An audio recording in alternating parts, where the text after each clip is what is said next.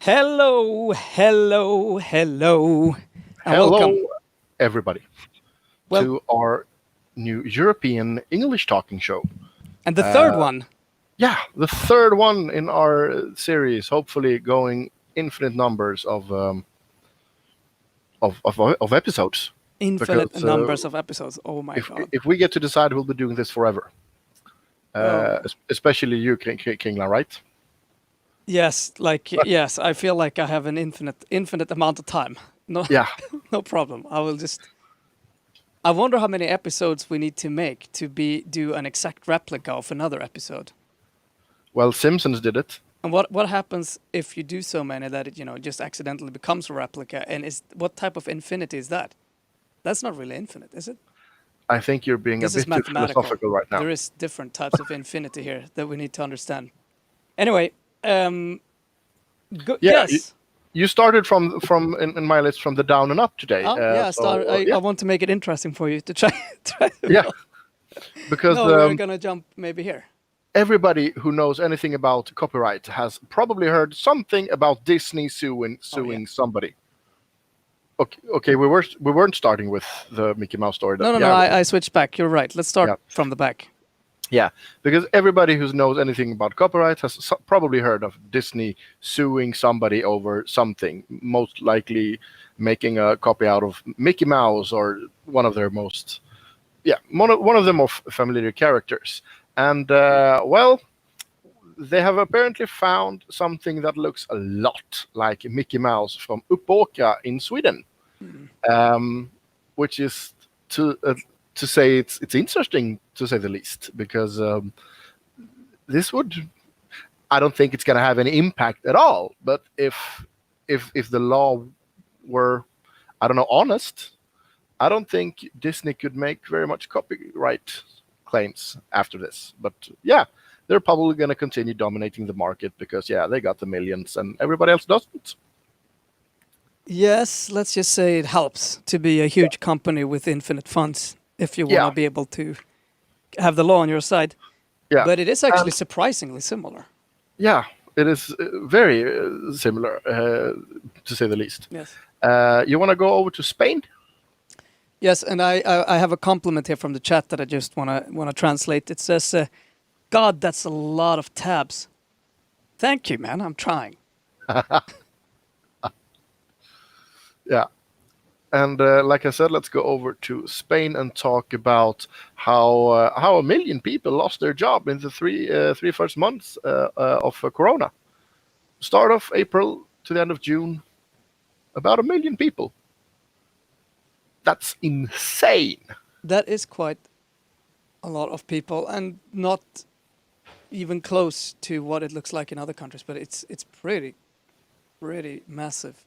Well, I haven't seen any data from any other countries, so I really don't know. I just saw the data from Spain, and I was pretty,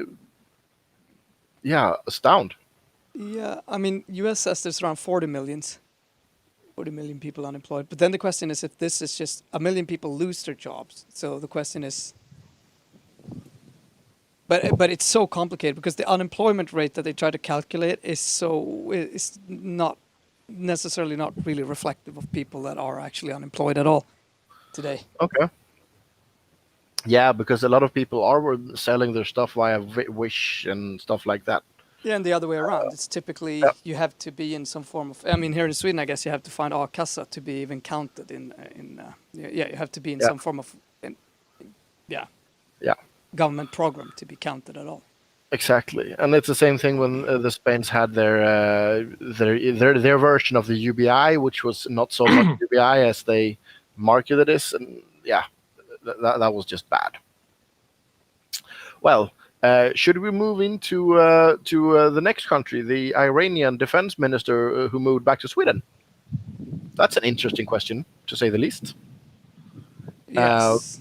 Because this article is in Swedish. Sorry about that, but we had to show something when we're talking about it.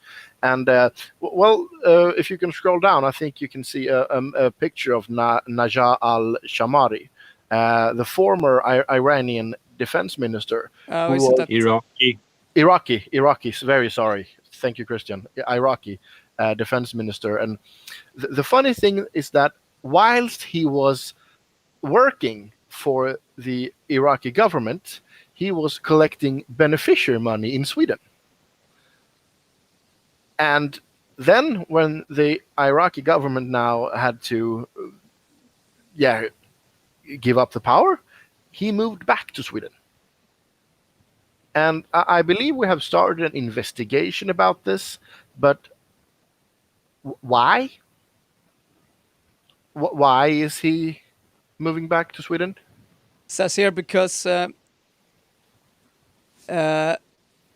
he's being accused of war crimes in Iraq, right? Yeah, maybe we should let them handle it then, because he was in the government there.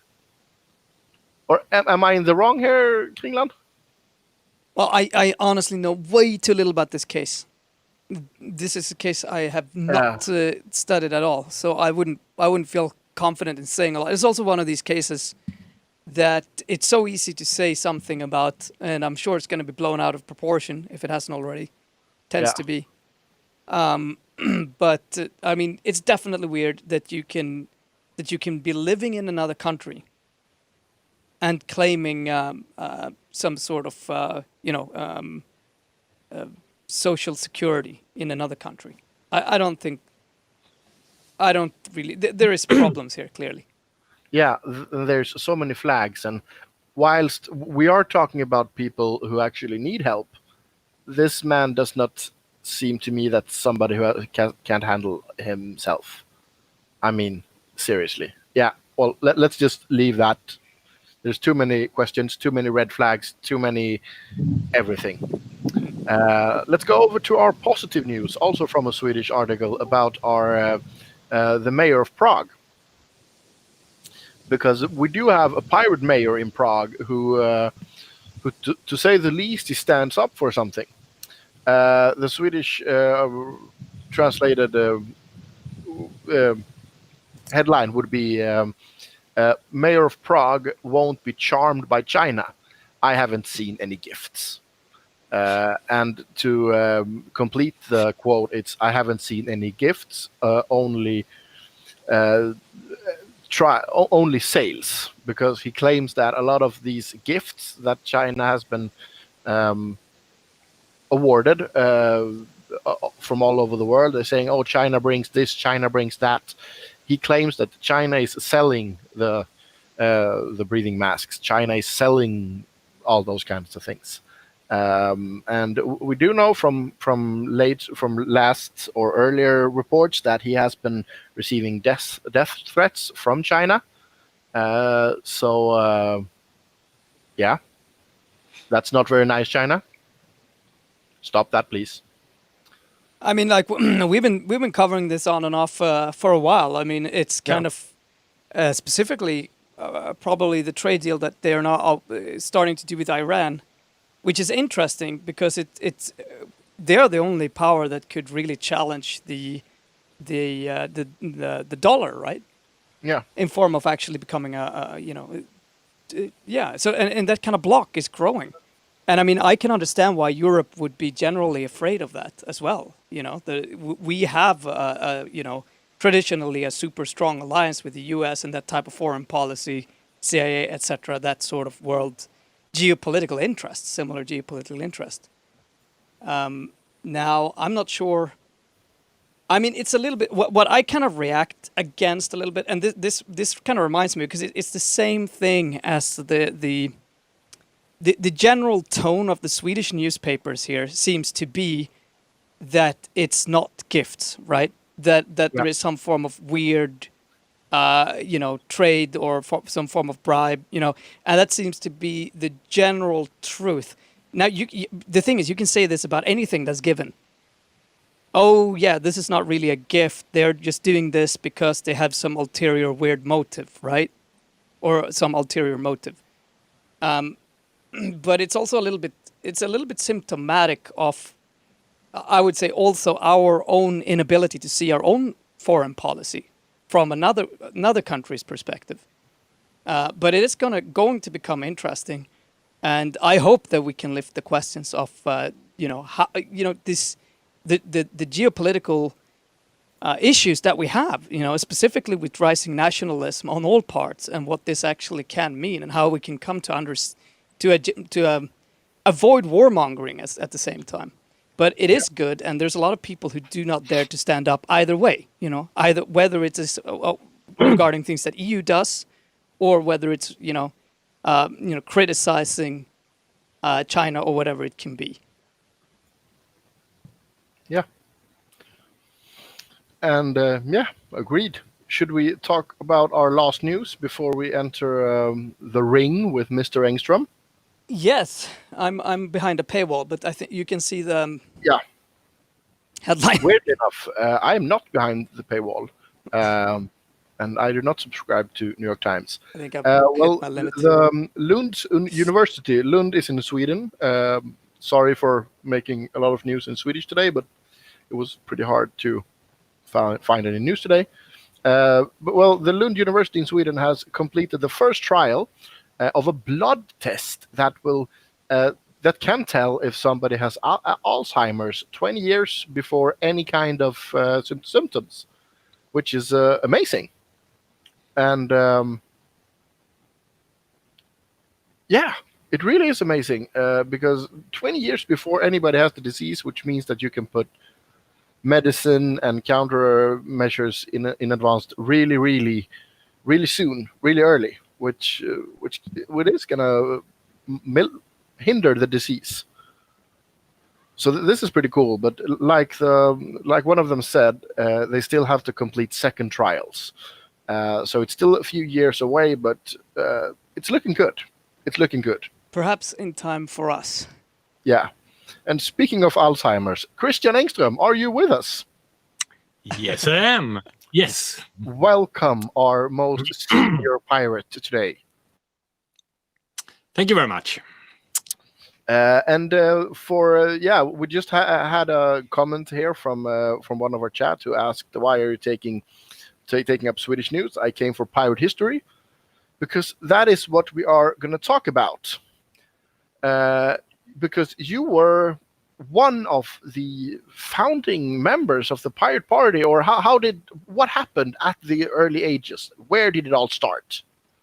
Well, I was not one of the founding members, and I don't seem to be in sync at all, or is it lagging? Oh, it's going to be late when you watch the Twitch screen. That's going to be late, but we see you perfectly on time, so... Okay, and I seem to be moving my mouth when I'm speaking, or no, it's like in sync. It's all good. The issue is if you're watching Twitch, then Twitch always has a delay. It's like a 5-second delay. So watching Twitch and being on here at the same time can be a little bit confusing. Okay, I'm confused. Right. Yeah. So I'll get back to the question. No, I'm not a founding member of the Pirate Party. The Pirate Party was started on the 1st of January 2006, and at that time by Rick Falkvinge in Sweden.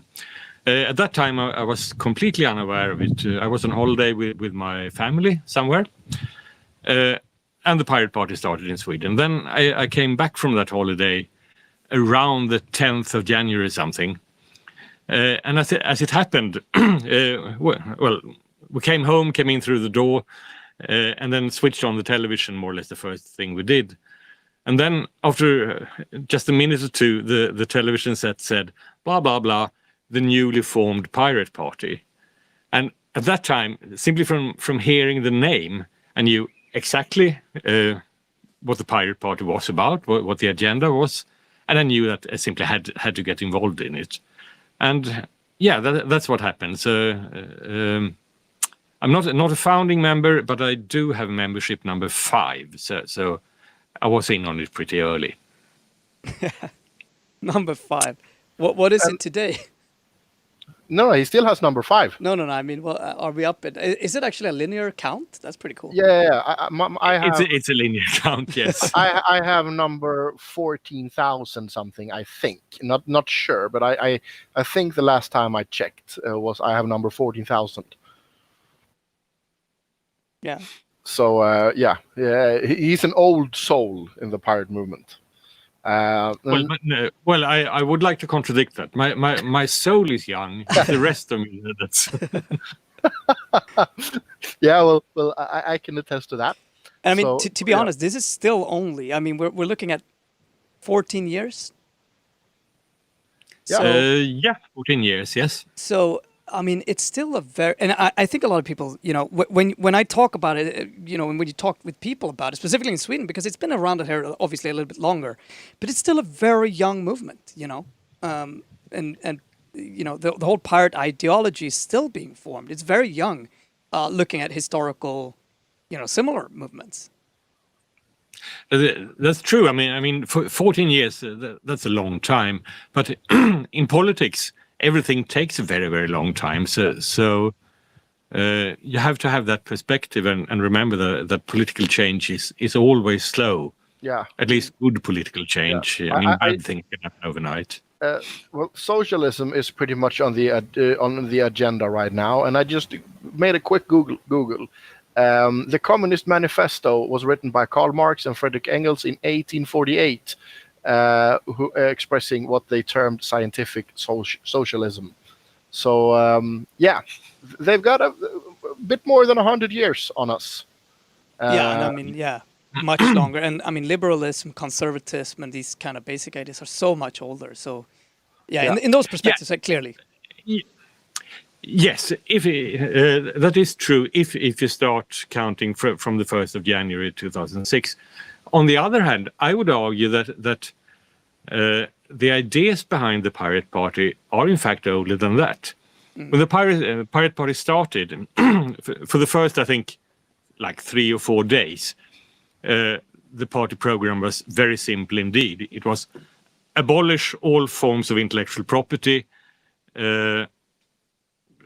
stop all surveillance, and the then Minister of Justice in Sweden should never be allowed to have any political job. If he can, the only thing he should be allowed to do close to the Parliament building is to sell hot dogs in the street. That was the entire political party program for the first couple of days, but it was revised very, very quickly. Into something, well, a bit more serious, but still along the same lines.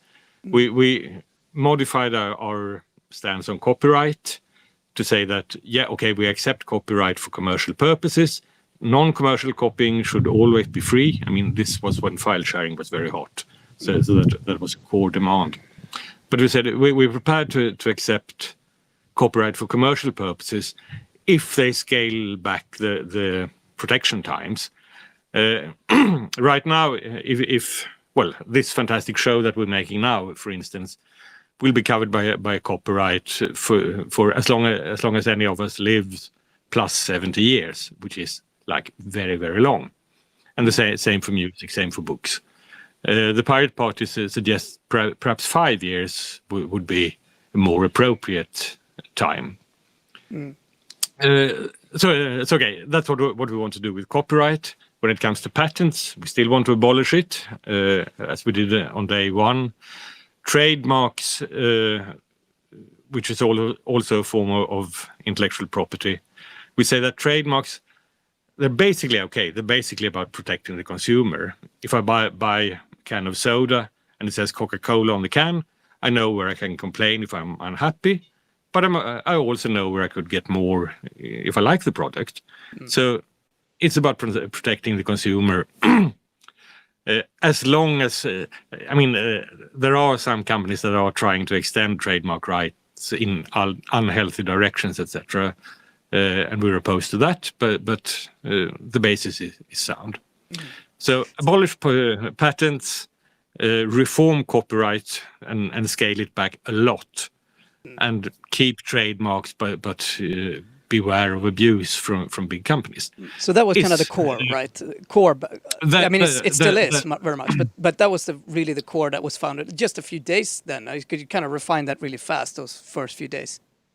Yes, and that was the intellectual property part. Then the other part that was really a core message from day one was stop mass surveillance of innocent people. And I mean that's still our position today. So yeah. But okay, talking about ideology. Yeah.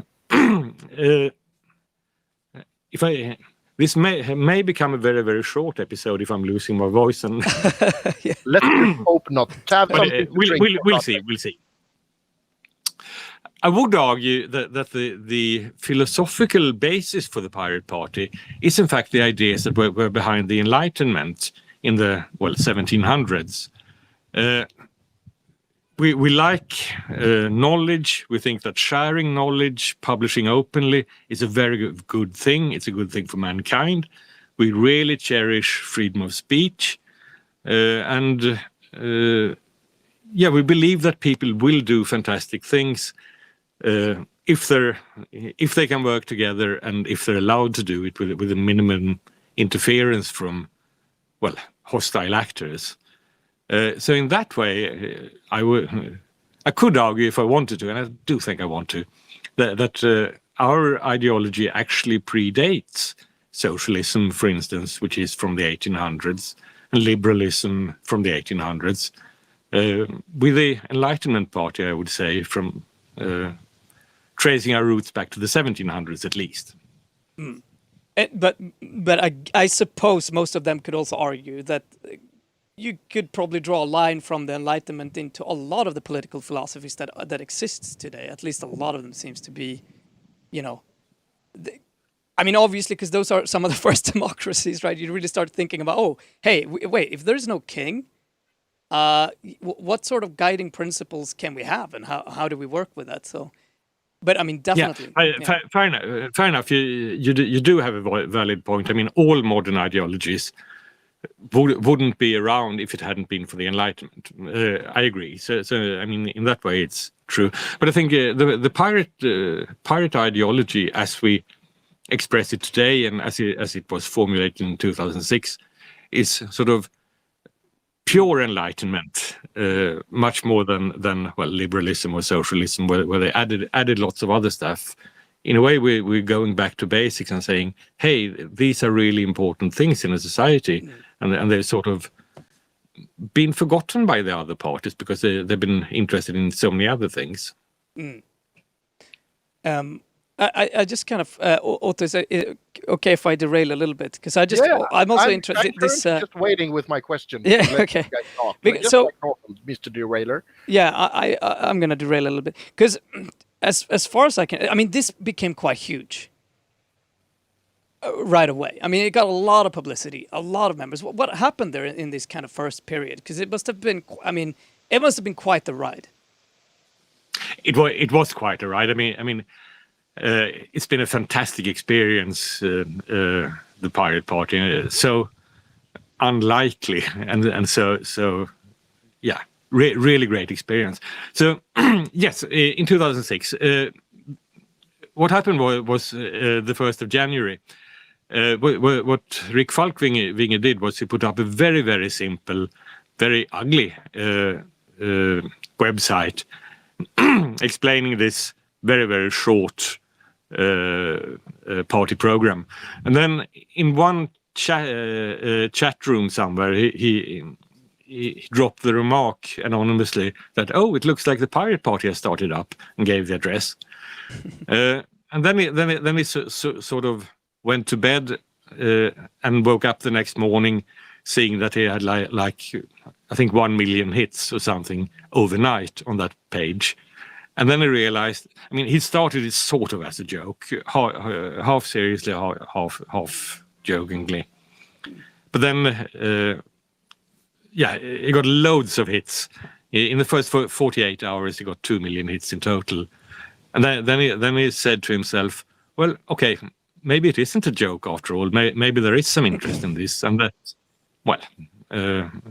when things started in earnest. And in the beginning, there was a lot of media interest for the first couple of weeks or something. sort of the curiosity value. Look here's a party. What a crazy name! But here's a new party, and they're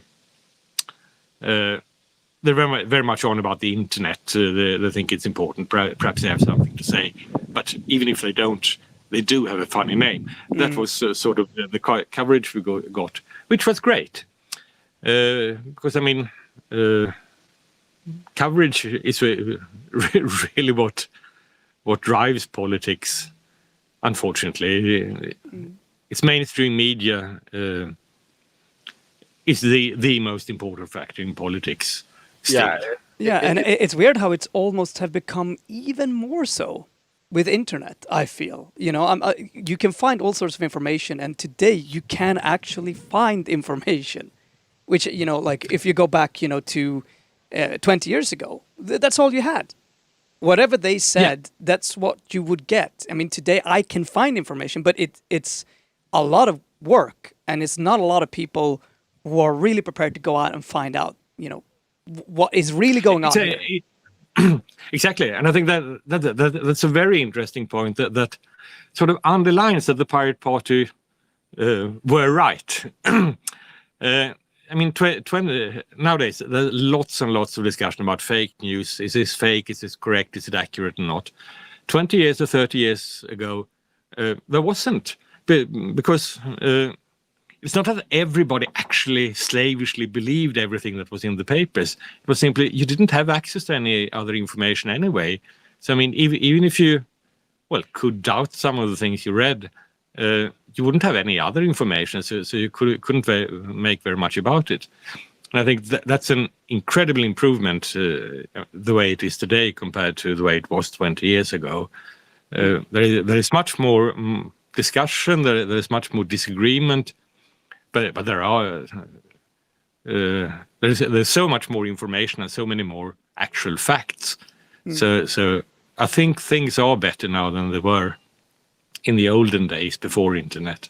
I mean, it's so worth to point that out, you know, like, as you say, I mean, in all of this discussion about fake news, how are we going to limit internet? Because that's essentially the discussions that are being held now, you know, held now at the European level and even, you know, national levels in a lot of countries. It's worth to note that the fundamental thing here is if we can just become a little bit better at actually finding out the data we need, today you can get both sides of a story. And you can get the third side and the fourth side, and you can actually really find out what's going on in a lot of these cases. I mean, you will never know the truth. I think that there's some idea that there is some ultimate truth to what happened. I mean, either you were there and you experienced it, which you have an experience of it, but today you can get so much closer than you ever could before. And it's not strange that we have a much larger discussion, you know, and you're seeing all of these new kind of ideas pop up. It is because we have a wider, larger discussion, right? Yeah, indeed. I mean, it's a good sign. It's a sign that things are moving in the right direction. But as you mentioned, both the European Union and most national governments are doing a lot of things to restrict freedom of the internet. And that's a major concern, I think. I remember in 2000, I had a discussion with Rick Falkving in 2006 when the party had been around for like a couple of months. And then we said that, okay, this struggle about intellectual property and copyright, that's one thing, and fighting for the right to privacy, okay, we're doing that. Those were the two hot aspects of the Pirate Party at the time. But we remarked to each other at that time there wasn't very much talk about censorship on the internet. And we had sort of expected that to be part of the general cocktail, because that's what history has taught us. But that was then. Now, 14 years later, I mean, censorship is definitely on the agenda. Lots of political initiatives, lots of discussion about how the big internet platforms take down content, on sometimes pretty arbitrary grounds, without giving much of an explanation and even less of a possibility to appeal. I think these are very, very, very important issues that are very much at the top of the digital agenda right now. And as a quick detour there, the Pirate Party Facebook groups for Stockholm, I think, was removed the other day. It's actually, yeah, it was just the other day. We haven't quite figured out why, or if it was an error, or if we can get them back again. But of course, that's part of the problem. I mean, it's so difficult to get in contact with these, with the big platforms. So I hope we'll get more information. I hope we'll be able to sort it out. But I don't know, and that's a problem. Yeah, that is a problem. And ever since I have experienced these problems, since Hotmail, since I discovered and started using Hotmail, because back in the day, early days of social media, you had an email address, and that email address you registered to different accounts. That was the only security system you had. So basically, if your Hotmail got hacked, you were screwed over from everything. And getting in touch with Hotmail back then, because I don't remember who it was. I think it was my sister, not really sure, who got an Hotmail account hacked and lost a lot of different social media accounts and also important other accounts. And basically, they could, after a lot of conversation, they could verify that she was in fact writing from the IP address where the Hotmail account was started, and also they could verify that just a few weeks ago it suddenly moved from, I don't know if it was to Russia or Asia or whatever it was, all the usage, and they still couldn't do anything, even though she could tell them what the last password was and what was written in the emails and stuff like that, and it wasn't her native language. Still, they couldn't do anything. And right there, I started seeing the problem with not having accurate customer service. Because customer service is one of the most expensive thing for a major corporation today, but it has to be one of the cores for. Indeed, yes. I mean, it's quite easy. I mean, if you look at Facebook, for instance, I think they got like 2.5 billion subscribers, something like that. Of course, I mean, in order to provide customer support for 2.5 billion users, you need like a lot of customer support. So I can understand why they would prefer not to have it, but I don't think it's a very good way forward, because Facebook and other social media, they're becoming so important parts of people's lives, and many people have quite valuable stuff there. They have their business, they have their followers, their social life.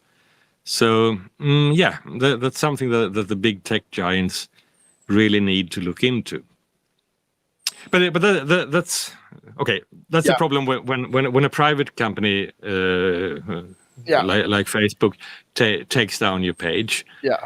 It's even more serious in a way when governments, or in this case the EU, tries to legislate, or even worse, tries to force the big platforms to introduce censorship, to do the dirty work for the governments, because then as a user or as a citizen, you sort of end up in limbo. If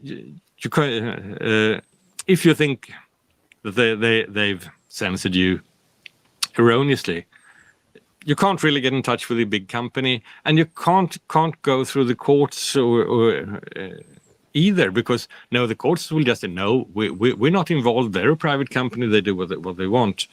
So it means our fundamental rights as users and citizens. I think we need to fight for those rights. And And I mean, we've been talking about before, I think, and also a lot on this channel before as well, about the problems where, in so many cases, me, for instance, who make music, but a lot of people, we become this sort of, we're going to have Article 13, it's going to protect these small creators, etc., etc.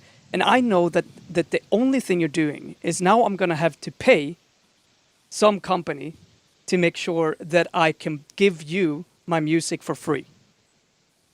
Yes. Because Yes. I have to register my copyright with X, Y, and Z in order for it to not risk being taken down now. And you're Exactly. I mean, copyright from when it was invented in 1710. It's always been about protecting the publishers, protecting the big players. I mean, it's always been about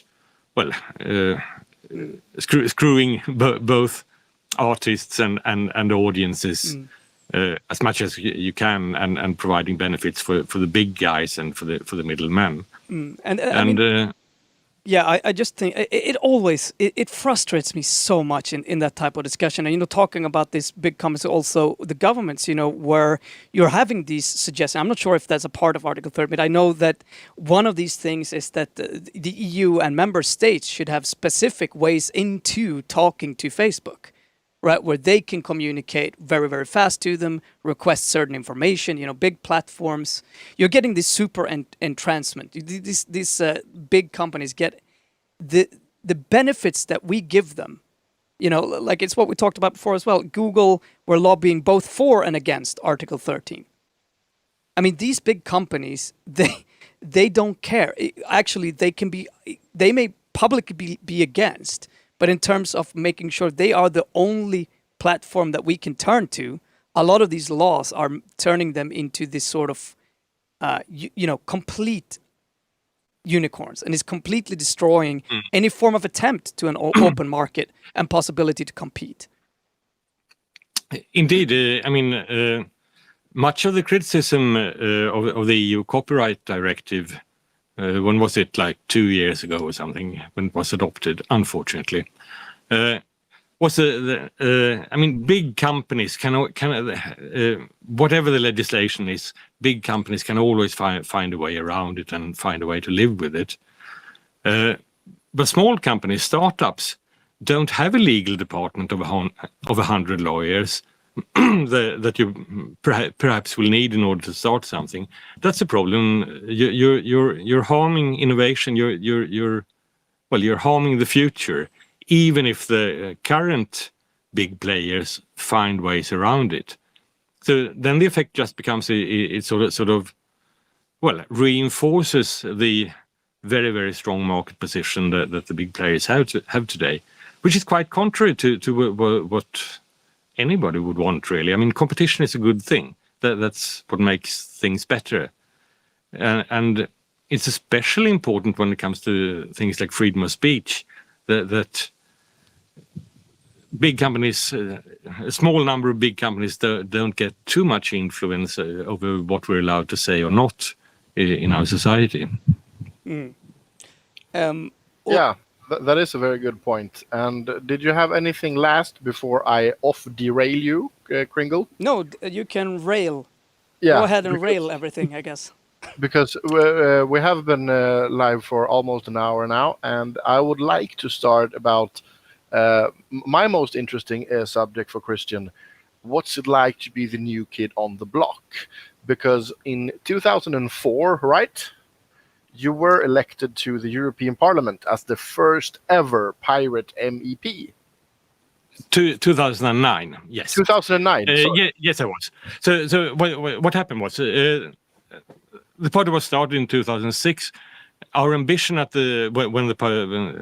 the beginning was to make it into the Swedish Parliament, and the Swedish parliamentary elections were in 2006.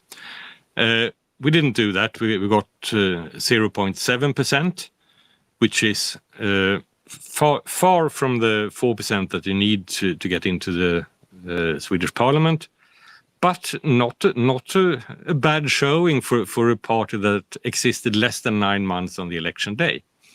So I mean, we were of course very disappointed that we didn't get into Parliament on the first try. But when we had thought about it for a couple of weeks, we realized that okay, it wasn't bad after all. These 0.7. So then we just kept on saying essentially the same thing. Then the Pirate Bay was a very, very big story, both in Sweden and internationally during these years.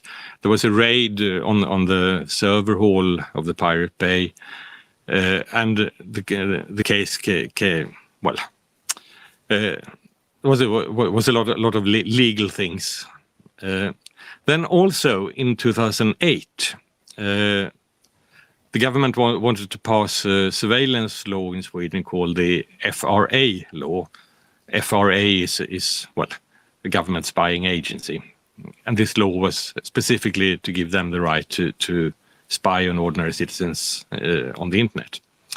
There was a lot of debate about that, and the Pirate Party was very much part of that debate in 2008.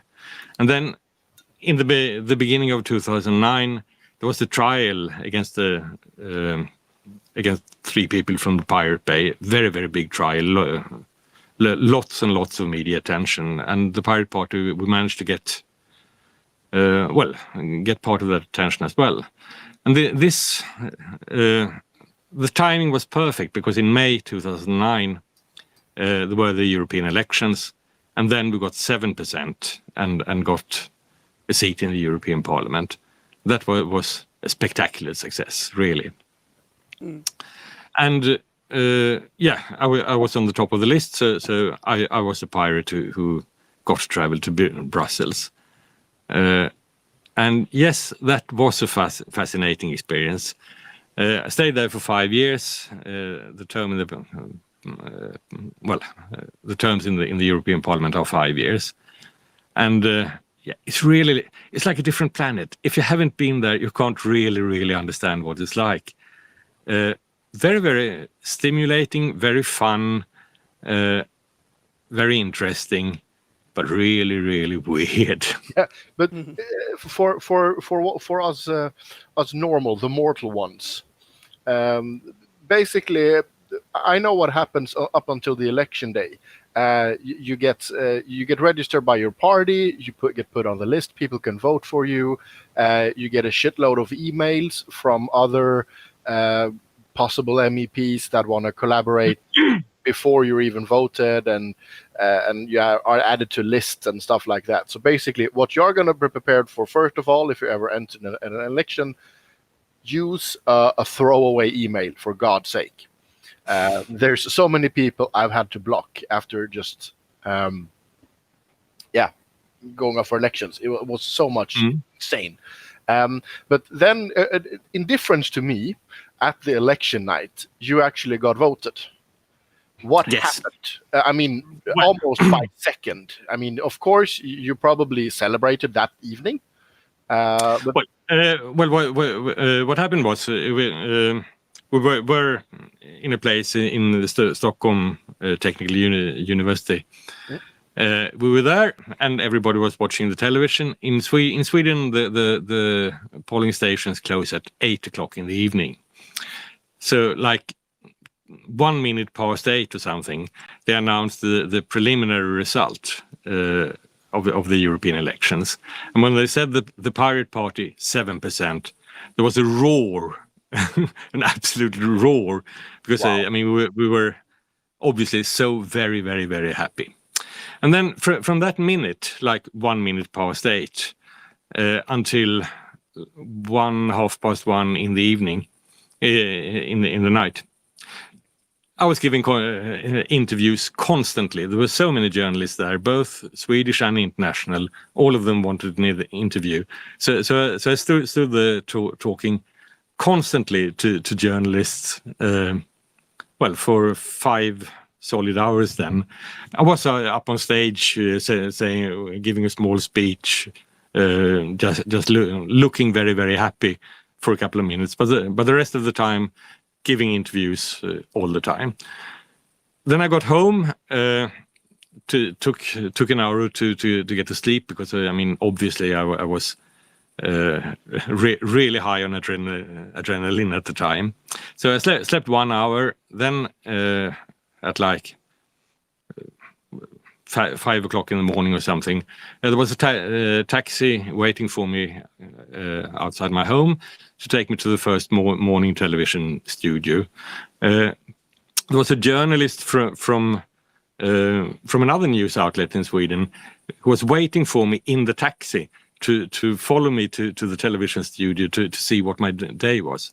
And then for 12 solid hours, I gave interviews again, going back and forth between television studios, radio studios, being interviewed. Whenever I was in the taxi between one interview and another, I would switch on my mobile phone, and then it would immediately ring with another journalist who wanted an interview. So that was quite hectic, and of course incredibly fun. I mean, those 24 hours, I'll never forget them. That was really fun. Yeah, I can really imagine.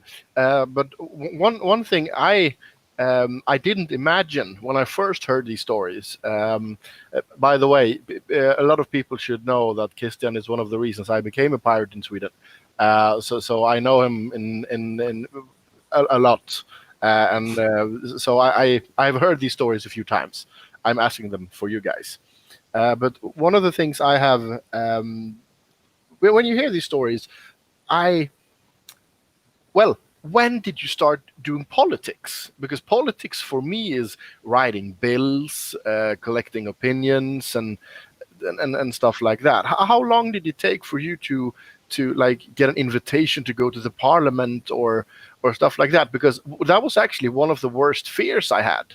That what if I would be elected and then I didn't know what to do? When would I be going to the parliament, or would I be going to the parliament saying, "Hello, here am I," and they would be saying like, "Yeah, see you in 2 weeks, idiot." Yeah. Good question. The EU elections that year were in May. They're normally in June nowadays. And then I think it was either the 1st or the 15th of July where I actually became a member of the European Parliament. I think I got a letter from the Swedish authorities saying, "Congratulations, you've been elected."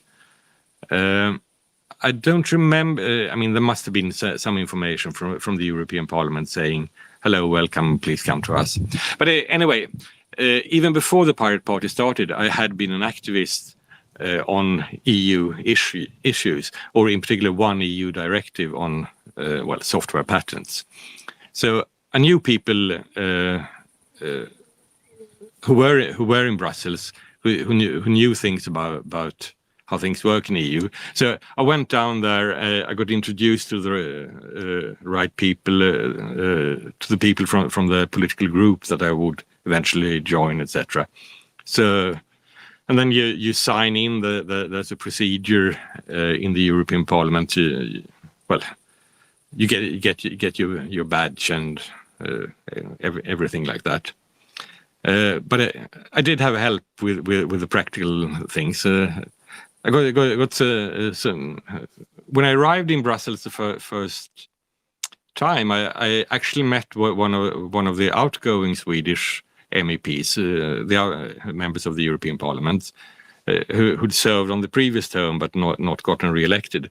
Nils Lundgren from Junilistan, the June alternative or something. He was very, very helpful, sort of guided me through to the right, into the parliament the right way, etc. So I got help, so it all worked out. But yeah, that too was quite overwhelming. So many new things, and so many things so many new things.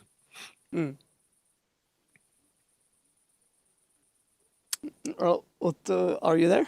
Yes, sorry, I keep speaking, but as you know, I don't really like the open mic thing of Jitsi, so I mute whenever I don't talk. Push to talk. I live in one of the not ghettos in Sweden, because we don't really have ghettos that way, but suburbs in Sweden, and there are some kids driving around with a motorbike or something outside. That's they remove the muffler. It's pretty obvious, so it's quite soundy whenever they come. But That's exactly what I did. You got to do that stuff.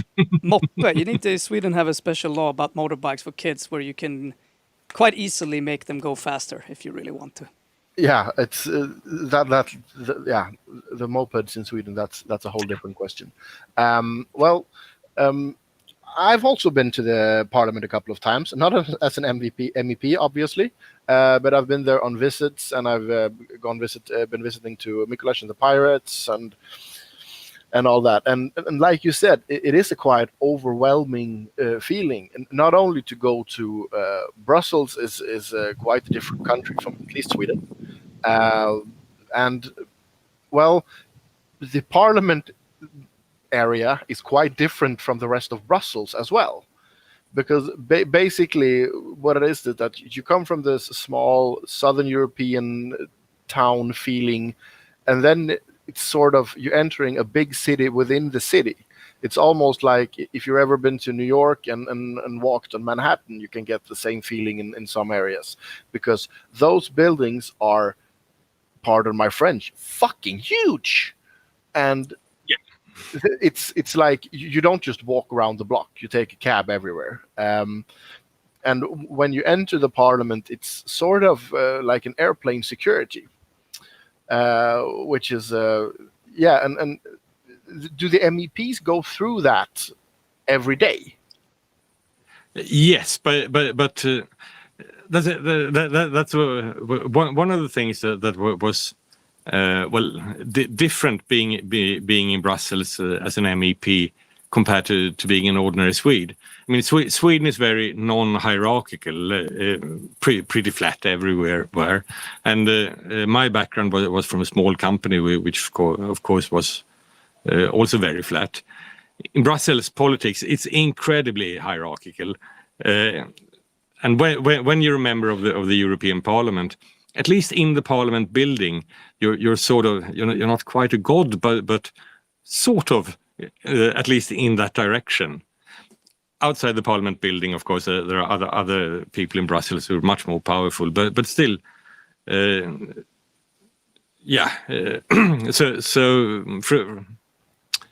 was an adjustment going from being just an ordinary Swede to being someone that is at least in the Parliament building. You're so incredibly high up. Yeah, and you're supposed to be a leader, right? In this sort of hierarchical structure where you're supposed to tell people what to do, probably quite much from day one to some extent. Yes, and I mean, it felt unusual and sometimes a bit silly, but indeed, I mean that is the way it should be. The 750 members are actually elected by the people, so I mean they represent the people, and everybody else should indeed listen to the elected representatives of the people. So I mean, it is as it should be in a way, but it still felt quite funny, I must admit. I think also I mean, as you point out, I mean, there is so many different types of leadership structures and cultures and stuff, and just walking into one, it may be really strange, obviously. Probably particularly there. I was thinking, and you were also the first pirate. I mean, how was that? How did people treat you? What happened with the other Emmy? But like how was that? The first pirate party. I mean, who knew? Yeah, that was absolutely great. I mean, there are 750 members of the European Parliament. Most of them get very little attention from the outside, simply because there are so many. But I mean, I represented the Pirate Party. Everybody had heard the name of the party. Everybody was interested because of that. So the very first day I was in Strasbourg when I formally became an MEP, and we had the first session. CNN was there with a television crew. Some other news organization, forget which one, was there with a television crew. There were at least a dozen reporters from various, from big international media outlets, and they were all very interested in me. because I represented the Pirate Party. So yeah, that was great as well, and it was a sign that I mean, the time was right for us then.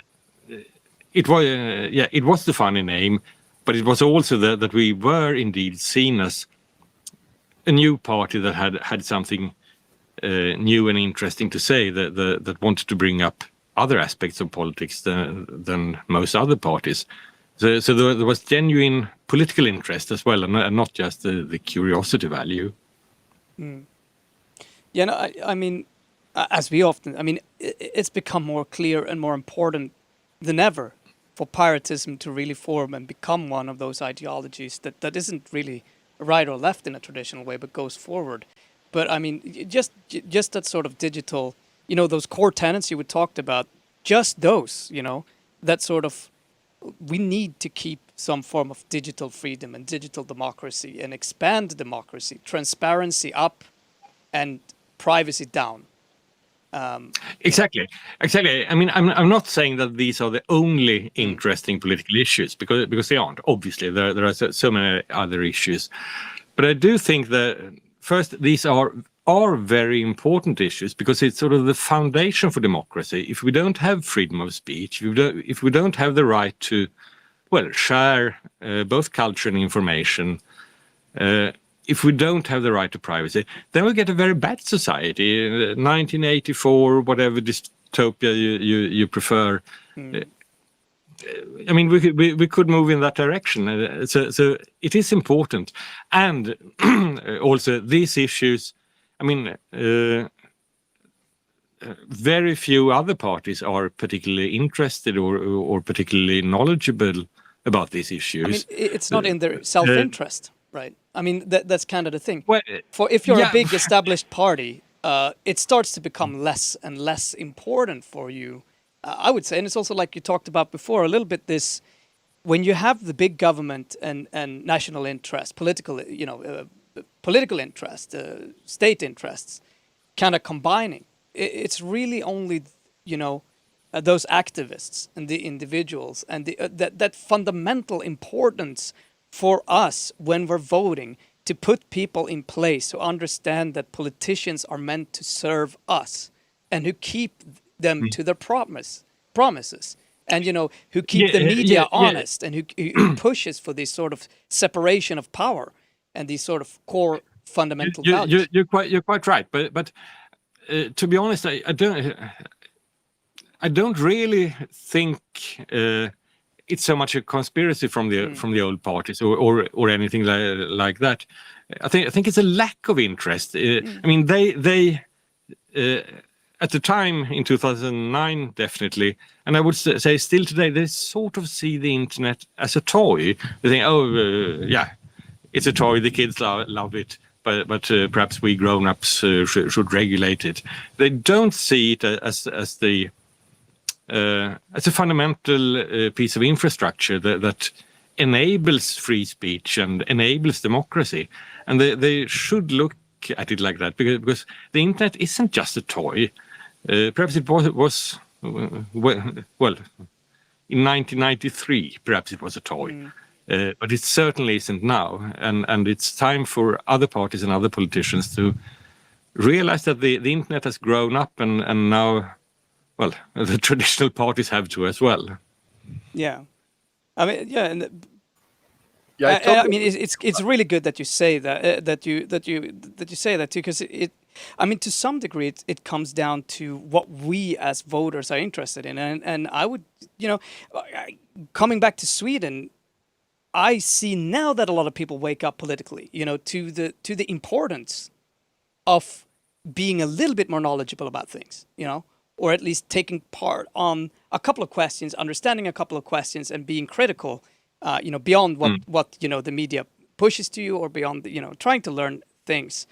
But I would say for a long time, we haven't really had to do that, Like there hasn't really been, they're gonna do, and slowly as our disinterest in it kind of wanes, obviously people who are in a position of, I mean, this is not in politicians' self-interest to make sure that you criticize them, and you know, and are informed about a lot of these questions.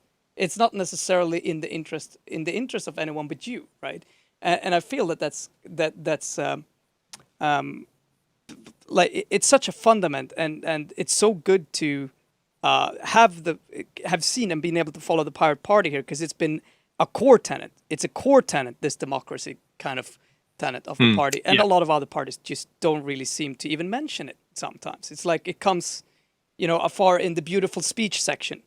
You know, it's like these loose, nice words that don't really mean anything in form of any practical action in terms of what they're doing. You know, specifically regards to internet, but sometimes other things too. Yeah, I mean, more or less all political parties in Sweden or in Europe, more or less all of them say the right things about democracy, and they say the right things about freedom of speech when they're doing speeches at big gala dinners. But when they legislate, when they're actually suggesting new laws, new rules for how the internet should operate, then they've forgotten it, and then well, whatever special interests wants to add more filtering to the internet, the politicians will always say yes. When they themselves feel perhaps threatened that new political movements might arise, then they want to filter away even more. So even more fake news from the internet. Yeah, exactly. I mean, they call everything that's being said or shared on social media, they consider more or less all of it fake news. It isn't. I mean, it's ordinary citizens talking to each other, helping each other, becoming more informed, which I see as a again going back to the ideals of the Enlightenment. That's what the big names of the Enlightenment, how they felt. Now that we have the printing press properly established and newspapers and everything, now humanity will move towards a brighter future, and we did. I mean, look at what's happened since 1720 or 1620 until today. It's been absolutely fantastic, and it's been this sharing of information, this exchange of ideas, this freedom of speech. That's sort of been the foundation for all of that. The reason we're not starving to death today in Sweden and the rest of Europe.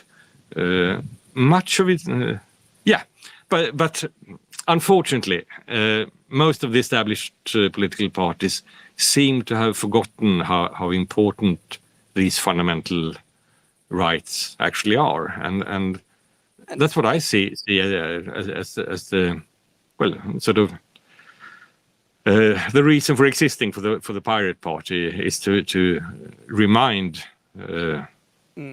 other politicians and citizens about fundamental rights are called fundamental because they're fundamental. Yeah, no, and it's important, and I mean, if you go back to the printing press, there's a lot of people who try to stop that. And I mean, every single power structure that you have in place are going to be... I don't think there's any power structure that willingly gives up power. You know what I mean? Like, it's going to be a fight. It's always going to be a fight. Democracy is a forever fight. It will never end. But indeed, yes. And it's up to us. It is up to every single individual, and... You know, the vote is the most practical thing we have, but you know, actually just trying to stay informed and keeping updated on the issues. So I just want to throw that in there because that fight is important. It may be more important now than ever in my lifetime, but it's probably going to keep on being that way for quite some time now. Indeed, yeah. And I mean, the printing press, perfect analogy. Pirates used that a lot. What happened when the printing press arrived around 1450? Before that, only the Catholic Church and monks in monasteries could copy books by hand. It was incredibly expensive and took an awful lot of time. So, I mean, there weren't very many books around, and it was only the centralized European church that could produce books at all. Then the printing press came along, and suddenly, more or less, not everybody, but instead of sort of one source of information, there were 1,000 different publishers, different companies with printing presses that could disseminate information. This, of course, led to an enormous clash between the old power structure and the new one. So there were in 1517, Martin Luther nailed his tenets, his 95 theses to the church door, etc. So, and then we spent like 200 years having more or less a continuous civil war in Europe between Protestants and Catholics. Between those, Protestantism was born out of the printing press, because without the printing press, it wouldn't have been possible at all. Whereas the Catholic Church represented the old technology, where they had more or less a monopoly on information. So we spent 200 years in Europe killing each other in the most ghastly ways in this conflict. But in the end, I mean, it was the new technology that won. I mean, nobody copies books by hand anymore. So I mean, in the long run, technology will always win. But I mean, I mean, what people do at the time determines is the good stuff going to come in 5 years or in 50 years. That depends on what the people who happen to be born at that time actually do in the political arena. Yeah. And it's interesting you say. I mean, we're talking about that was the war between the church in a way and the publishers. Maybe to some extent the crown, but you know, the church definitely. And now we are actually seeing the war because now we don't need the publishers anymore. We can publish. You know, the music industry has gone through that to some extent, but consolidated in perhaps even a worse format, where the publishers are still holding on, but claiming that they need to own the copyright, you know, for things. And you have that powers of old kind of powers that through different means have managed to cling to power. Exactly. We're seeing a very similar transition. If the printing press made the world go from like one source of information to thousands of sources of information, now we're seeing a similar thing. The internet, now we're moving away from thousands of sources into millions of sources. It's the same magnitude of the transformation, and of course the same thing is happening. I mean, the old powers will always try to remain in power for as long as possible. So now it used to be the monolithic church against the publishers. Now it's the publishers against the general population, or against ordinary people who now can publish. And the old publishers don't want that to happen too much, because then they're going to lose their privileged position and lose their source of revenue. So I think, seen in the historical context, it's unsurprising that there is a lot of confusion. My hope is that it will sort of stay at the level of confusion, not turn into 200 years of civil war in Europe. Let's avoid it, guys. But I don't know. But it is my hope. I couldn't think of anything more unpiratey than starting a war, actually. Maybe putting a copyright claim out on somebody with a pirate flag. Yeah, maybe that would be more unpiratey, but yeah. Starting a war and claiming copyright on it. I think that would be the ultimate unpiratey. Yeah. Well, let's go back and underail it for a bit. Right. You were talking about being sort of a demigod, or at least feeling that you were somewhat of a demigod. And I inside the Parliament building. I mean, it didn't really. That universe wasn't bigger than that. yeah, and mostly I would think it's when moving between different rooms in the Parliament, because God knows just moving around there it requires like 2 guards and a guide. And yeah, just like any other labyrinth that is immense. I haven't it's easy to lose your way. Yeah. I haven't been in many labyrinths carrying very big guys that don't talk to you carrying AKs around.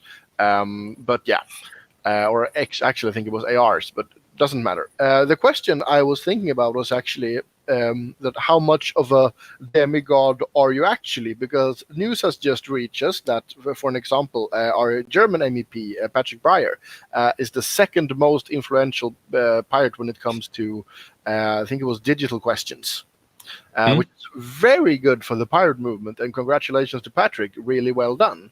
Indeed, yeah. But let's say that let's create a universe here where I was actually elected.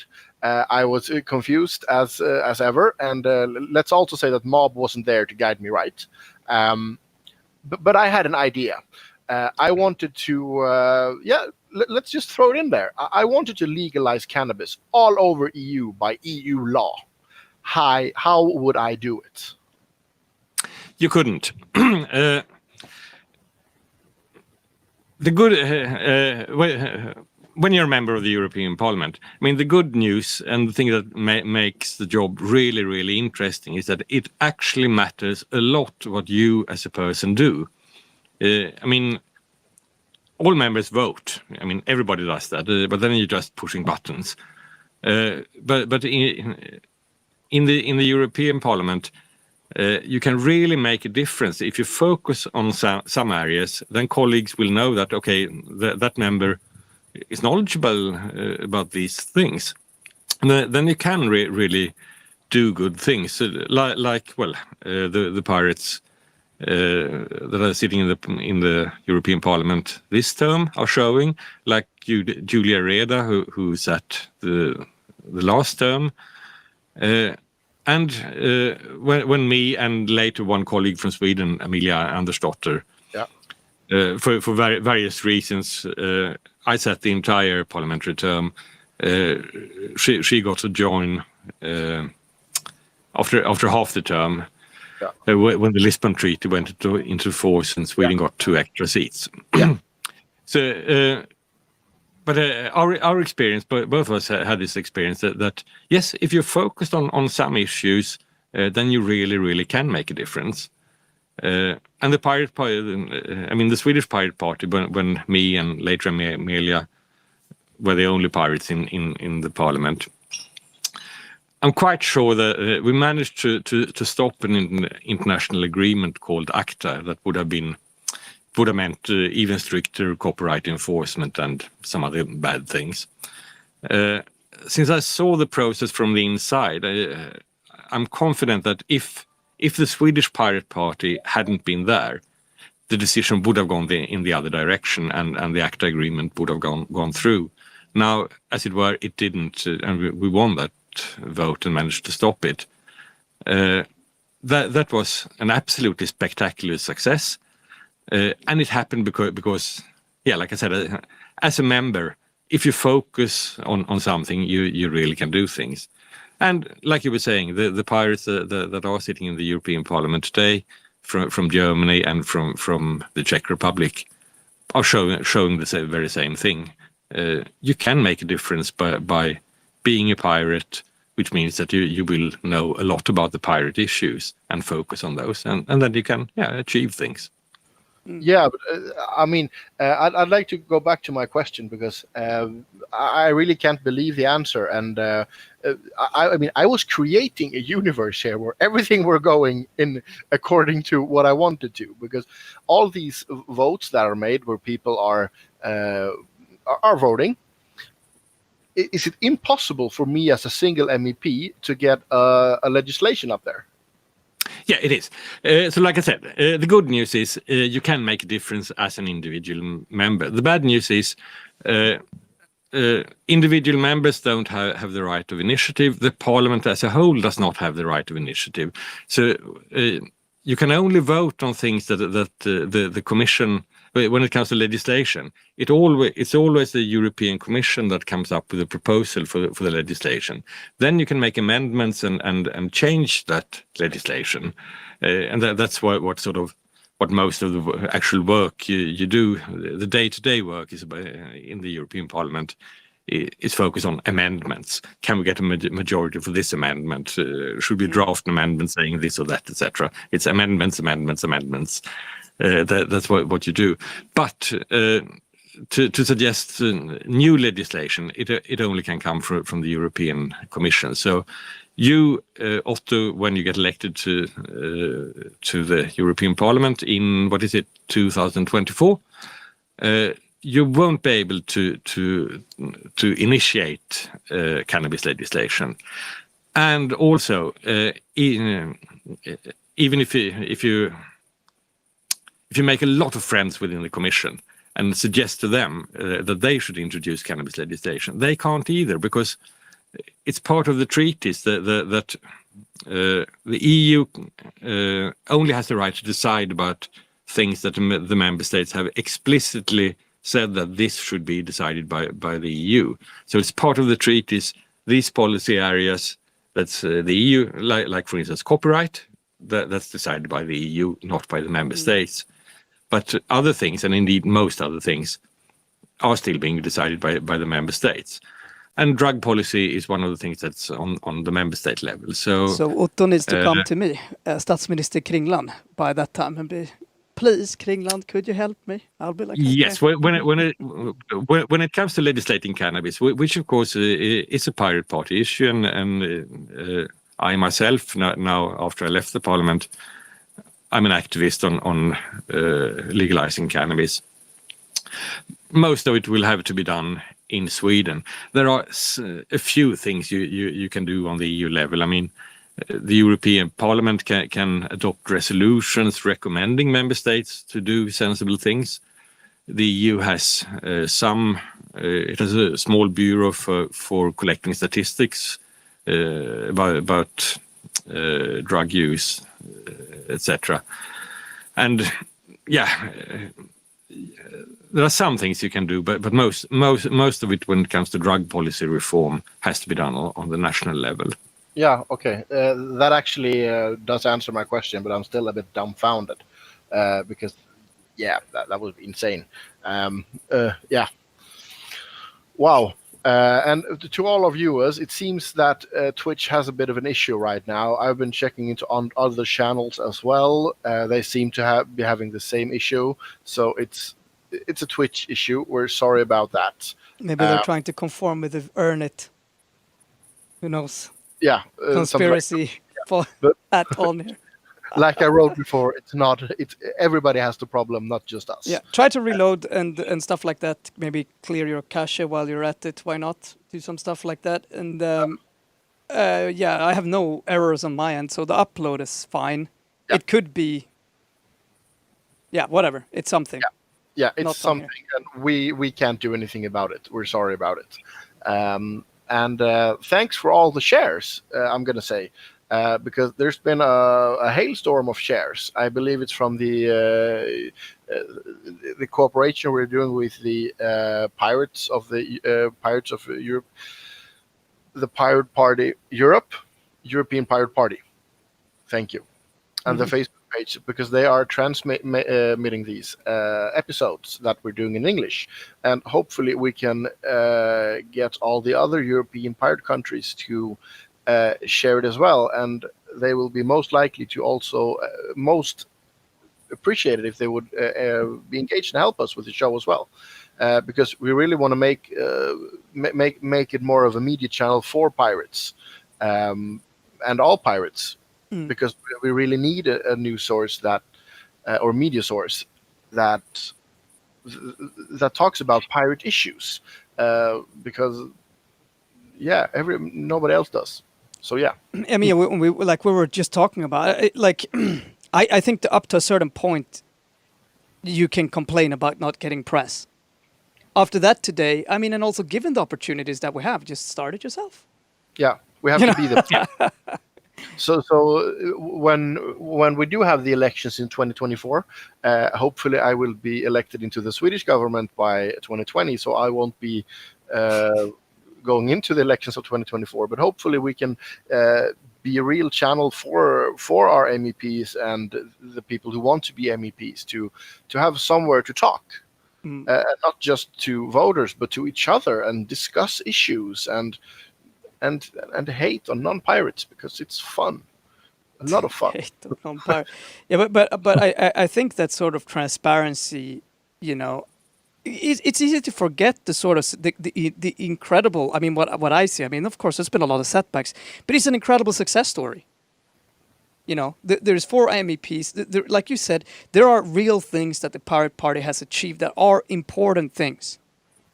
And it's important to realize that in some ways, the Pirate Party is in a position of power where the transparency down and out and listening to the grassroots is key. And I also believe that sort of media channel where we have an open Discord, where we constantly have the chat open, and where we want to have this discussion outwards is so important to kind of also not only say stuff, but show transparency to people. Because, I mean, yes, indeed. I mean, the reason the Pirate Party exists is because we're going through a technology shift right now. It's going to open up a new, fantastic, absolutely fantastic world. We have seen the beginning, and I mean, what we've seen of the internet so far is brilliant, great, fantastic. But there's going to be so much more to come. But we have to make sure that we enter this new bright future in the right direction, to make sure it actually becomes a bright future and not just a surveillance dystopia where all culture, music, films, everything is owned by a handful of big corporations, and nobody else is allowed to either share or publish new culture. We must make sure that we use this brilliant new technology in the right way to create a society that can become absolutely marvelous, and not one of the dystopias that we're all familiar with. Yeah. And I mean, you know, kind of tying it back to that. I mean, if you believe that it's so horrible what people are saying, you know, and there's so many fake news, and it's really terrible that people are allowed to say what they want and things that can be untrue, like, and that people are quote unquote falling for X, Y, and Z, you know. Maybe we do need to talk about education, you know, like we talked with Katarina before. Maybe we need to learn how to live with internet, understand and search for things, and, you know, understand how we use internet and stuff like that. It's a wider question about, should we educate, you know, what sort of, should we allow ourselves to be that open-minded, and what sort of cost does that come with, you know, in terms, or are we going to keep on kind of stupidifying each discussion and make it super narrow, because these are the predefined goalposts of what we can discuss within this type of framework. And I mean, I'm also super hopeful. I think we have the capacity of really doing this. But it's going to take time. Again, I think there is a new generation. It's going to be more generations to come, where, you know, just because it looks like a newspaper doesn't mean it's true. You know, like exactly. Yeah, but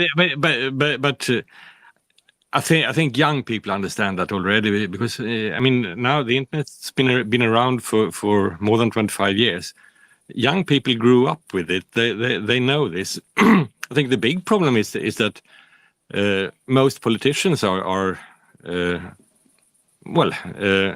a previous generation. The sort of my generation. I'm 60 years old now. And well, for my generation, the internet is something that appeared.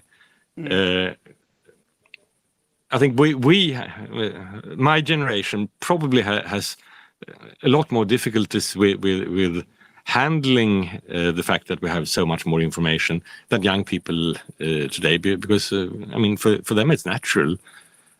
So that's a good thing. That's a good sign.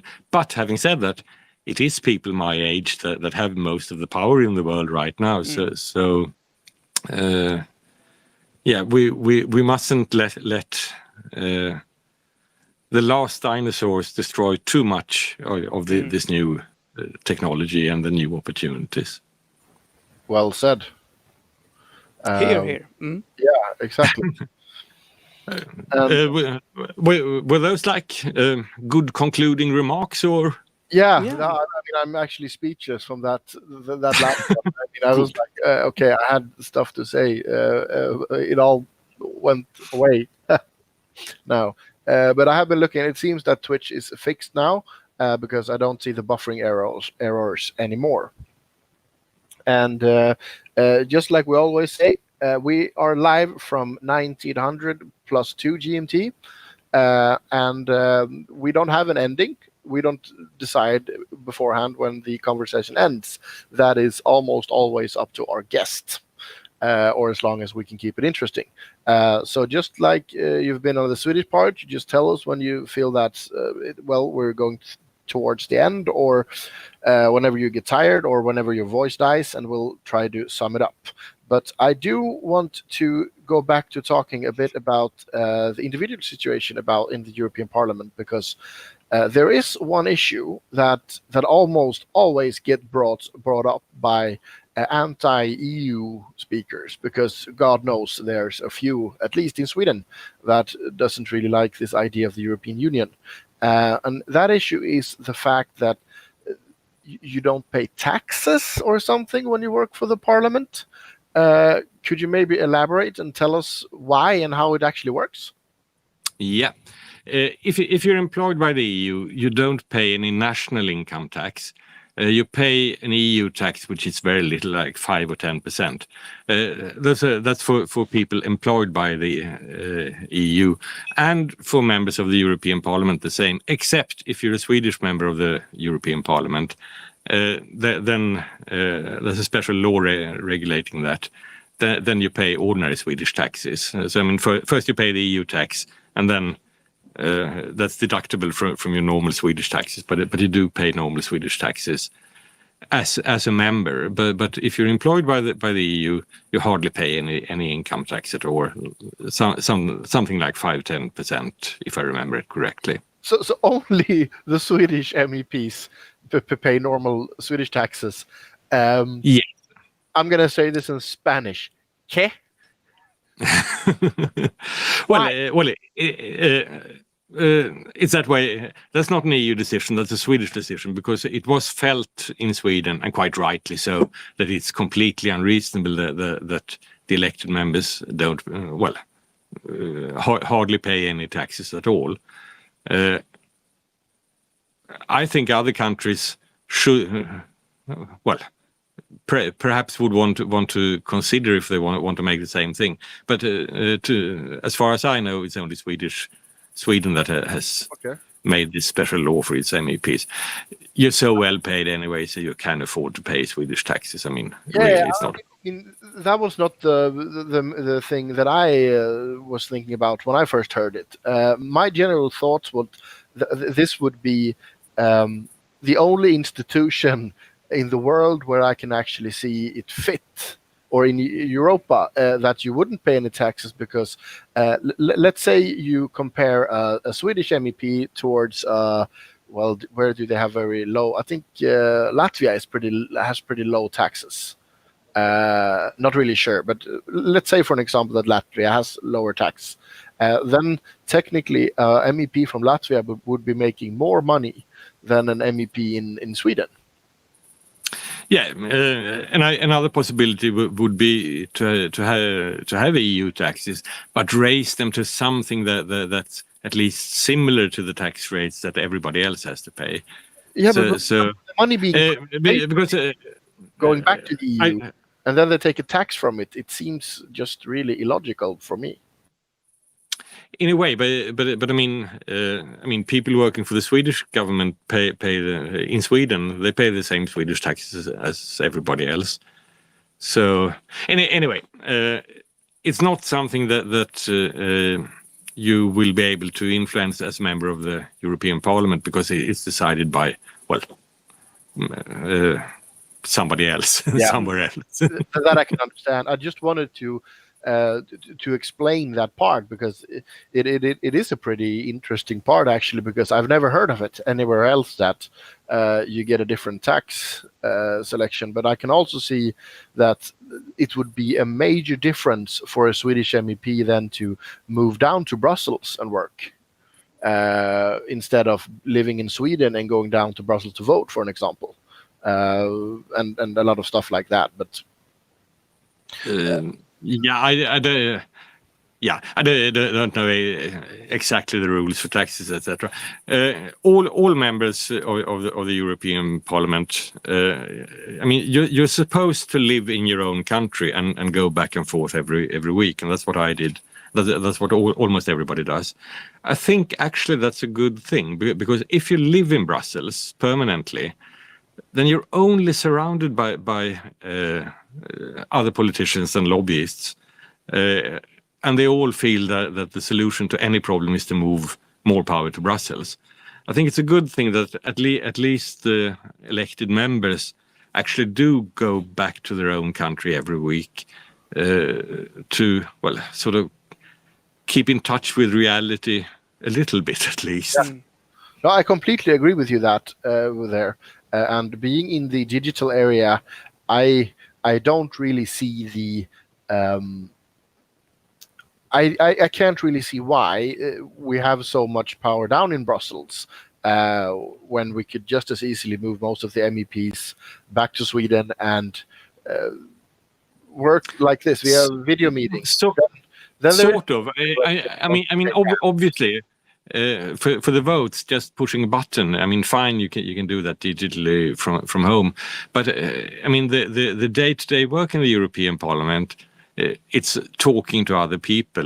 Like I said, it's amendments is what you talk about. You're trying to build a majority first in your committee and then in the entire Parliament for specific small changes that you want to make to the legislation through amendments. You really need to.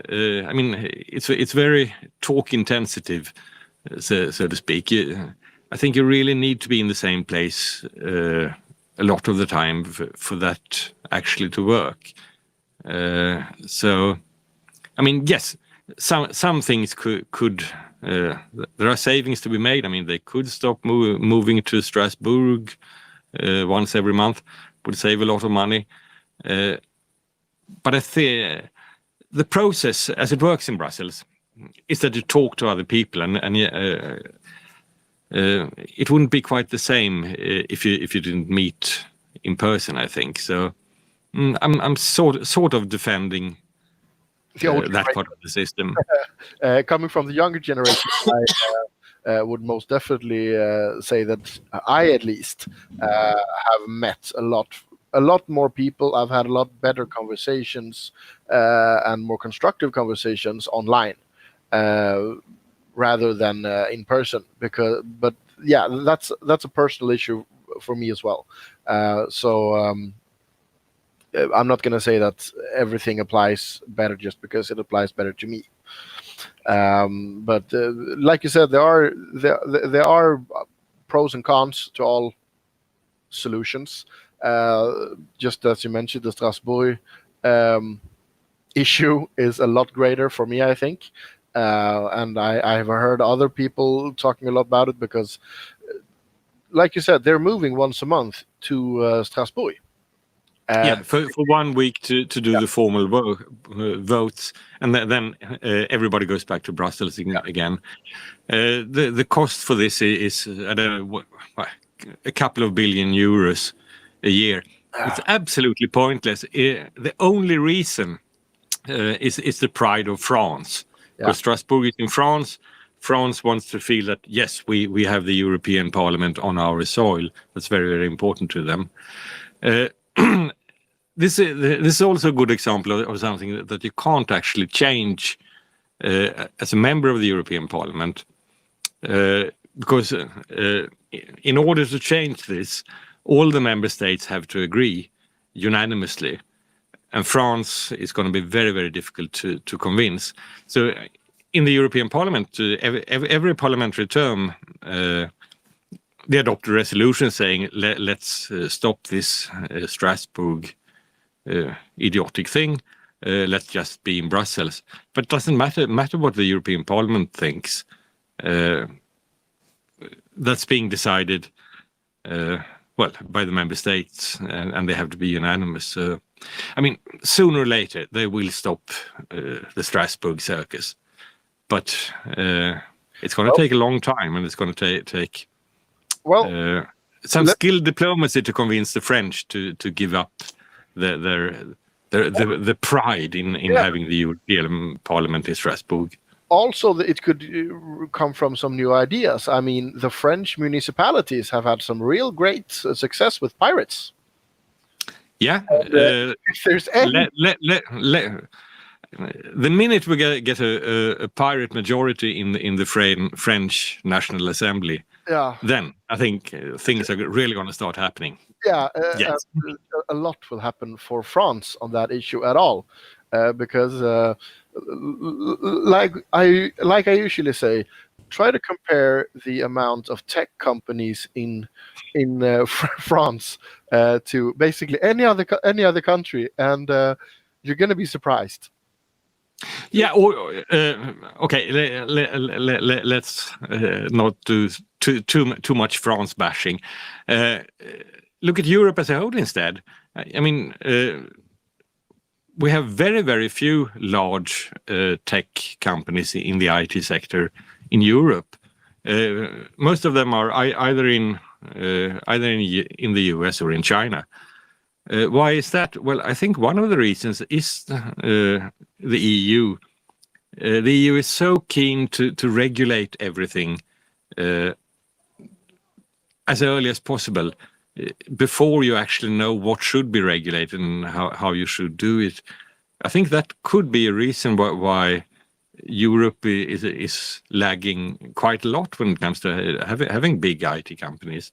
So I think the EU it's pretty dysfunctional in many ways. The lobbyists in Brussels have so much power, and the lobbyists are always representing the old world. I mean, they're on top of the world as it is, so they don't want progress. They would prefer to have everything frozen exactly as it is, and to a large extent, the old players managed to do that quite a lot in Brussels, to get regulation that is so complicated that small startup companies and entrepreneurs don't really have a chance in Europe, and either do nothing or move to the US or move somewhere else. Yeah, that's unfortunate. And those that exists tends to pretty quickly get owned by Tencent or other. We have so many of them. As you grow to a certain size, it doesn't really matter whether it was originally a European company or not, right? Because the ownership is gone. Yes. Yeah. But I mean, it's definitely a problem, because it is a little bit surprising to see. I mean, Sweden may be a little bit of a special place there. I mean, I do not really like the startup culture here, because I feel everything is kind of streamlined these days towards you selling to a big player. It's not really like it's our new company startup is streamlined to, hey, you're going to become a future ownership family. It's more like, oh, in 5 years you're going to sell it. Like that's the whole startup world is, okay, hopefully you'll be big enough so you can sell to another company or to some of the, really wealthy. And I think that's a fundamental problem, but it may be that kind of culture we also have throughout Europe, a startup culture that kind of is also pushing people towards selling stuff, rather than keeping on ownership. Yeah. Yeah, I mean, obviously, trying to figure out the reason why there are so few European big internet companies, that's probably a good subject for another episode of Pirate TV, isn't it? Yeah, it would be interesting to kind of dig into actually, because I mean, I don't think we have the problem of innovation really. That I don't, maybe a little bit, but as you're right, probably regulation, other maybe form of culture or form of kind of this is the way you're gonna do it, son. You know, A around, B around, C around, sold. You know, like, and you're like, what? Okay. But it's it would be interesting to talk about. Yeah. Okay. You said that it's up to the guest to say when he thinks that it's time. Yeah. When it's That time. we should give the audience a break and perhaps start wrapping it up. Yeah. And I have a final question if you don't have any, Christian. No, I feel no. What would you say, Christian, to any person outside in the European Union, any country that would like to, I mean, is thinking about running for the elections in 2024? What would be your advice? Well, build a strong national organization. Taking part in elections, it's very hard work, and you need a lot of people. Well, to do the campaigning everywhere, etc., etc. So you need, well, a strong organization, and naturally, I mean, you will almost certainly meet the other pirates on the internet, but do take the time to meet in person as well, because I think that you need that as well. But then it's, yeah, apart from that, it's just lots and lots of hard work and even more luck and timing, and then you're there. Yep. Then you're there. It sounded really simple, didn't it? Yeah, but actually, that's the thing with elections. When you're winning them, they usually are, because when everything works, it works. It's the same with massive corporations. If you tune them up like a fine machinery, they do the work themselves, and it's an election campaign is not very different from a company. It's pretty much the same. Some startup. Well, it's a big project, and you sort of need to handle it like a project. But of course, a good thing is that a lot of pirates do come from the IT sector and actually are project managers. So I mean, in that way, I think our natural base of supporters in itself is, well, a strength for the pirate movement. So and yeah, that is something we should take advantage of as much as we can. Super. Yeah. Forgot to press the button again there, Otto, maybe. Yeah, I did. Yep. But I'm back. Okay. Super. Yeah. I feel that I'm done for today. How about Christian? Or Kringlan, Christian? Yeah, it's confusing. We have two Christians now here. But yeah, no, it's great. I just want to tell everyone, obviously, come join our Twitch. You know, jump into our Discord. I want to tell all of the people who are pirates, you know, wherever you are, talk with us. Help us to find news that we may talk about. If you feel like you are a pirate in a position somewhere that want to come and talk, particularly to a future or for a future European audience, don't hesitate to contact us. This show is made for that purpose. Yeah. To have these sort of discussions, lift a couple of news, and discuss issues that may be local as well. You know, it may be interesting to hear about the history of the Swedish pirate party, or something about the Icelandic parties, or the Czech pirates' success. You know, how did they, you know, what did they do differently, and so on. All of these things can actually help strengthen the whole pirate movement. And we have to remember that it's an international movement. We cannot change a lot with it. Well, I'm not going to say we can't change a lot on a national level. Obviously we can. But if we're really going to change the world, no nation state will be able to push for the changes that we will need the years ahead. So do not hesitate to contact us on, Twitch, obviously, on Facebook at Pirate-TV, Pirate-TV. Find us anywhere. The links are spread out around. I think on every. You can find our link tree, linktree.ptv, something like that. You can find that in most of the posts. tr.ee/ptv. Yeah, and reach out to us. And yeah, I mean that's it for today, I guess. Right? Yeah. Next And thing. just one thing: future episode will include our MEPs and a lot of all other cool pirates. We will be having a lot of assistance from hopefully Mikuláš and the other European Pirate Party and the other European MEPs. Yeah, let's fucking do this, people, because the pirate movements need their own media. And That's true. honestly, I've been looking for medias that cover the entire EU. That's fucking hard because they're not very good. Actually, even just news about Europe is hard to find. I mean, I'm not going to say hard to find. It's hard. I mean, when you're lost in Swedish news, you almost hear nothing about Europe, and that's really sad. Yeah. And we need to talk about it. Great. Thank you so much, though, for watching, everyone, and we'll see you. For those who want to just see, follow us in Sweden tomorrow at 1. We might as well address that a bit quickly.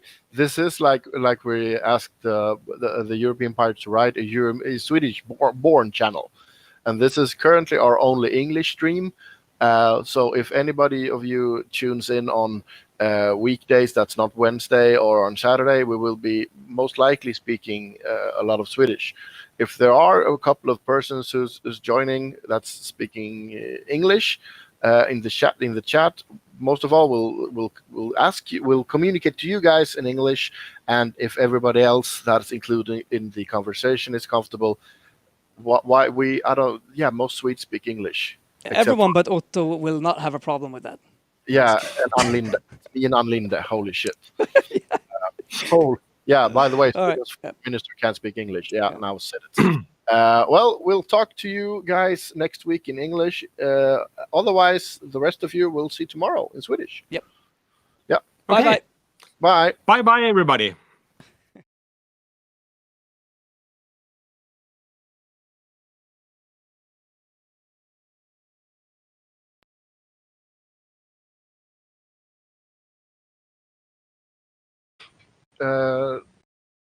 Kuken ute. Nej, stoppa in den igen, Miss Midget, är du snäll.